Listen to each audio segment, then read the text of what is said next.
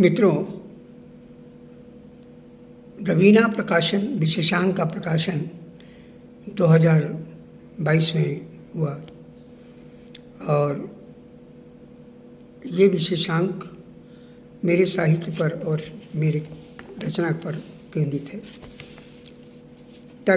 श्री पंकज मिश्र अटल जी ने जो जवाहर नवोदय विद्यालय सरभोग बरपेटा आसाम के प्राध्यापक हैं, इन्होंने मेरी कविताओं पर अच्छा गहन अध्ययन किया और एक विश्लेषण प्रस्तुत किया, जिसका मैं आपसे साझा कर रहा हूँ और आशा है आपको पसंद आएगा।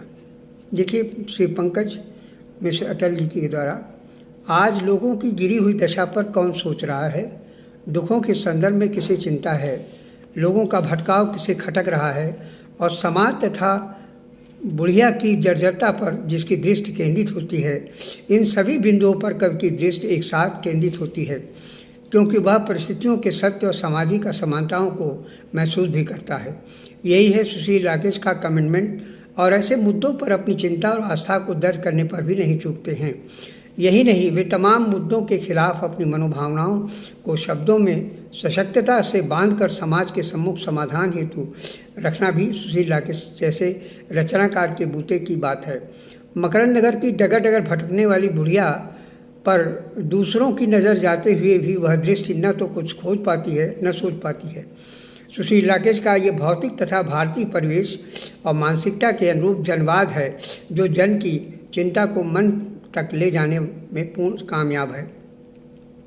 संकलन की कविताएं सैनी माँ बहुत कुछ कहती है तो है, परंतु कहीं न कहीं वह सुशील राकेश के सेल्फ से जुड़ी है। कुल मिलाकर निजत्व को दर्शाती अनुभूतियाँ हैं जो उन तक सीमित हैं और कवि का स्वयं को दोहराने और सोचने को विवश करती है, स्मृतियों के साथ और स्मृतियों के सहारे चलने को बाध्य करती है। वह सैनी में वर्णनात्मक शैली में लिखते हैं। कविता की पंक्ति है, देखिए। कॉलेज में दौड़ा दौड़ा फिरता करता है, चारों ओर समझौता बांधे, सच्चाई से बढ़कर झूठ एक आदमी हर क्षण बतलाने के लगे, कॉलेज में ऐसा है सैनी माली। माँ के में कवि की मनोदशा और माँ के प्रति मनोभावों का वर्णन सहज स्वाभाविक रूप बन पड़ता है। एक चित्र प्रस्तुत है, देखिए। कविता की पंक्ति है, अब शरीर सजता नहीं, स्वप्नों में व्याप्त सन्नाटा दौड़ रही होगी, वह मंडराती मेरे चाहे वस्तुओं को अपने समीप रखकर। माँ युग को समेटे रहती है, सबका मोह से बांध रहता है। कवि सत्य को व्यक्त करते हुए कहता है कि वह अंतर की गहराइयों तो माँ को महसूस करता है। वस्तुओं की ढाल बन चुकी है आत्मा, फिर भी वह जहन में से चिपकाए घाव ढके होगी, पर न कुछ कहेगी न कुछ अपना दिखलाएगी, दुख मेरा सुख चाहेगी माँ।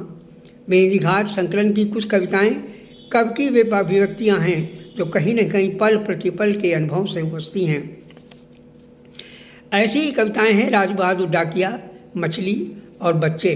परंतु तीनों की ही रचनाओं में कवि की पूरी कोशिश रही है कि वो इनमें भी कुछ नया तलाशे जो कि सन्नाटे को तोड़ने में समर्थ हो। राज बहादुर डाकिया वो लिखते हैं, देखिए पंक्ति है, कोई नहीं है सही शब्द का इस्तेमाल बाबूजी कर रहे हैं लोग, कोई नहीं है सही शब्द का इस्तेमाल बाबूजी कर रहे हैं लोग, इसलिए सही शब्द परिभाषाहीन हो गया है, सही शब्द परिभाषाहीन हो गया है। यही नहीं, इस कविता में कवि में विद्रूपता को बखूबी राज बहादुर डाकिया के माध्यम से नव सौंदर्यवाद की दृष्टि करने में सक्षम साबित हुई है। वह कमर तोड़ मेहनत करता है अदृश्य जिंदगी के समानांतर खूबसूरत मकरंद नगर सराय में मीरा की कोठियों के नीचे फेंके निरर्थक कंडोम को कुचलता हुआ चल पड़ता है। मेहंदी घाट संग्रह में संग्रहित कविता मछली सुशील राकेश की सोच, अंतर्दृष्टि, मानवीय विचारधारा, शोषित और कमजोरों के प्रति गहरी संवेदना को उभारती है। कविता में यद्यपि कई स्थानों पर बयानबाजी स्पष्ट नजर आती है, लेकिन वह बयानबाजी काव्यत्व पर कोई इतना नकारात्मक या विपरीत प्रभाव नहीं छोड़ती। देखिए, कविता की पंक्तियाँ हैं, हंसते कम उम्र के लोग सुविधानुसार सभी लोग समझदारी दिखा रहे हैं, लगा चुका है कटिया, फंसती मछली को कितना कष्ट होगा उसे, आदमी नफरत पैदा करता है कटिया मछली। कवि की संवेदना बढ़ती जाती है और कविता की मर्म स्पर्शता तभी कहता है, मछली बोलती नहीं, कटिया को कोई तकलीफ नहीं होती, बार बार ताकत से लड़ती है। कब की संघर्ष प्रियता अस्तित्व रक्षा के प्रति सजगता बढ़ती ही जाती है और अंततः सुशील राकेश उस यथार्थ की वकालत करते हुए नजर आते हैं जो हर युग में अलग अलग परिभाषाओं से व्याख्यायित किया गया है। देखिए कविता की पंक्ति, लोहा लोहे से कटता है काटा जा सकता है, लोहा लोहे से कटता है काटा जा सकता है सब कुछ, बच गई मछली कितनी भोली मछली, गंगा तेरे जल में हो दंग करती, नन्हे नन्हे मुंह से गाती है, कितनी सुंदर है मछली कितनी भोली है मछली।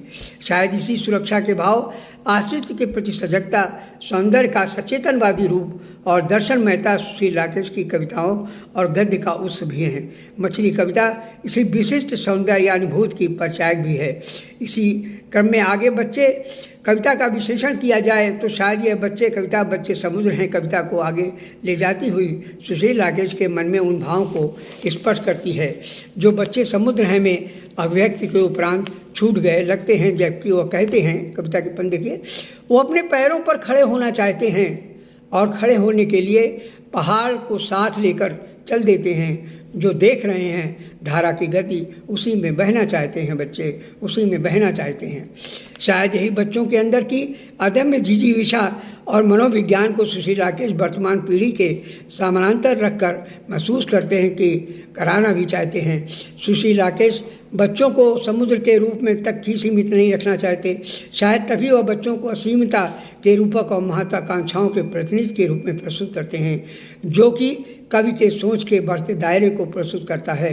कविता की पंक्ति है, देखिए, तट पर दौड़ कर एकत्र करते हैं मुहावरा, तट पर दौड़ कर एकत्र करते हैं मुहावरा, वो अपने छोटे हाथों को विशाल काय बनाना चाहते हैं, वो अपने छोटे हाथों को विशाल काय बनाना चाहते हैं और समेट लेते हैं बच्चे आकाश, और समेट लेते हैं बच्चे आकाश। इनके साथ साथ सुशील राकेश इसी संग्रह की शेष कविताएं तुम्हारे आने से, मुक्ति दिवस, समय, जमीन पर, बंसी बजेगी आदि कई ऐसी रचनाएं इस बात को पुरजोर अंदाज में उनकी सोच और चिंतन की गहराई तथा उनकी उस दृष्टि को अभिव्यक्त करती हैं जिसमें छिपी है मानवता, पल पल बिखरती नैतिकता, सिसकता विश्वास, फैलता संतरास और दम तोड़ते संस्कार। शायद इन सभी विसंगतियों को उन्होंने करीब से महसूस किया और मेहंदी घाट में उड़ेल दिया। उन्होंने इन सारी चीज़ों को, सारी विकृतियों को संकलन में केवल समाहित नहीं किया, अपितु बखूबी कविता के समाधान की ओर कदम बढ़ाती कविता बनाया, जो कि उनका अनूठा प्रयास है।